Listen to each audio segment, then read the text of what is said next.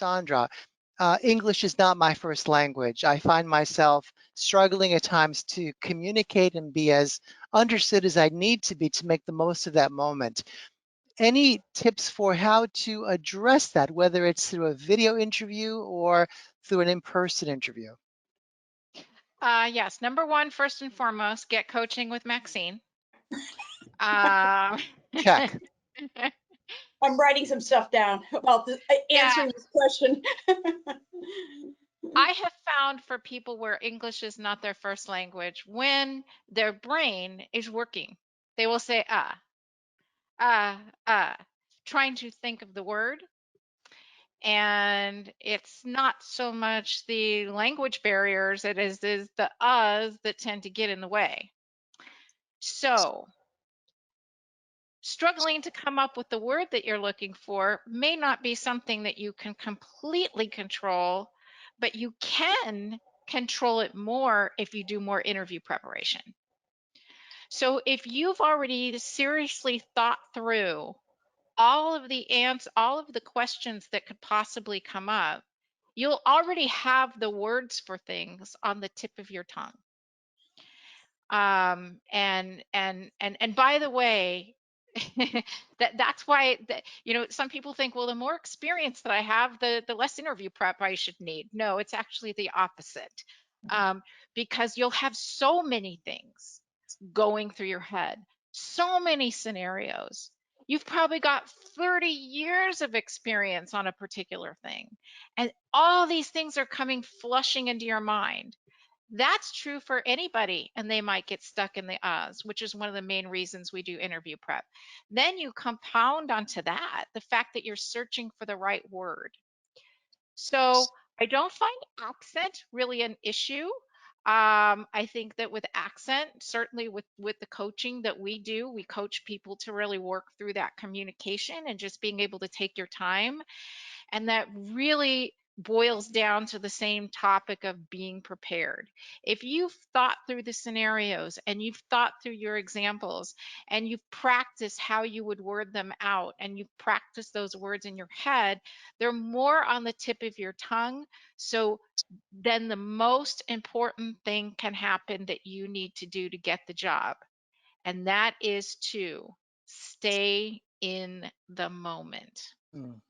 The less time you spend in the back of your head, whether it's searching for the right word in English or searching for that example of that thing that you did back in, 17 years ago, the more time you can spend in the moment being a present listener, as Maxine alluded to.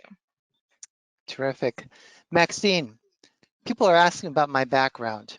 Is this a good background for a video interview or a poor background? Your background. Fine. Your background is fine. Some people might think it's a little too neutral, that you might want to have some point of interest behind. What you want to be cautious of is that people aren't looking at your background and saying, I wonder what that book is. Things, so that they're distracted. So if you err on neutrality, you can't go wrong. It's better to do that. Okay, great. Now, if it be okay, I'd like to add on to some things that Sandra just mentioned. Absolutely. Okay, good.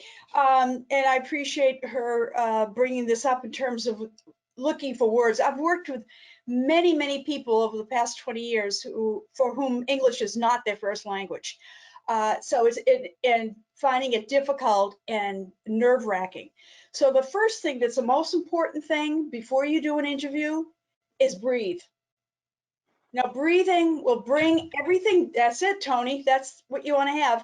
The idea of taking in a deep breath, it's yoga breathing, which is in through the nose and out through the nose. That'll lower your shoulders. It gets rid of that stress hormone, that cortisol that runs around our bodies and makes us feel nervous. So our voices might come out like this rather than the calm voice that makes me now know that I feel confident that I sound good.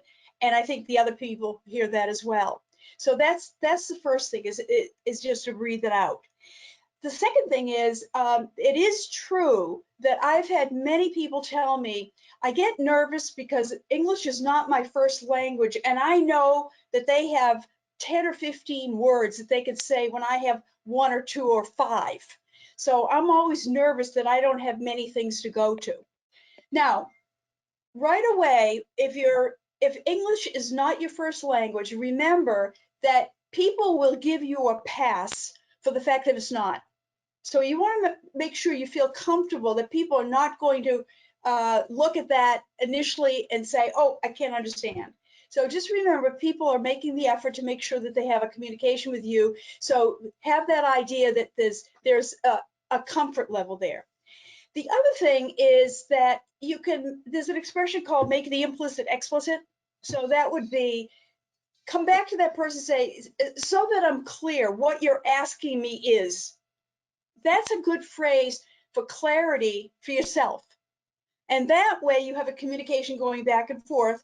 Clarity is one of the things that you're looking for in an interview. You want to make sure that you're talking about the same things.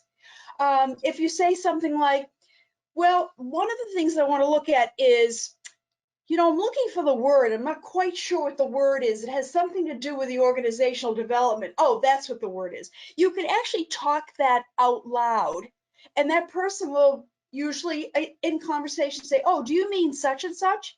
Yes, that's what I mean. Oh, good. Okay, what I want to say about that is, so you can use the person that you're interviewing with as a helpful person who can help you clarify what you're both talking about. And don't be afraid to do that, because that's conversation, that's engagement, that's actually having a conversation back and forth, being deliberate with each other. I love that. It makes you human, which is terrific. Yeah.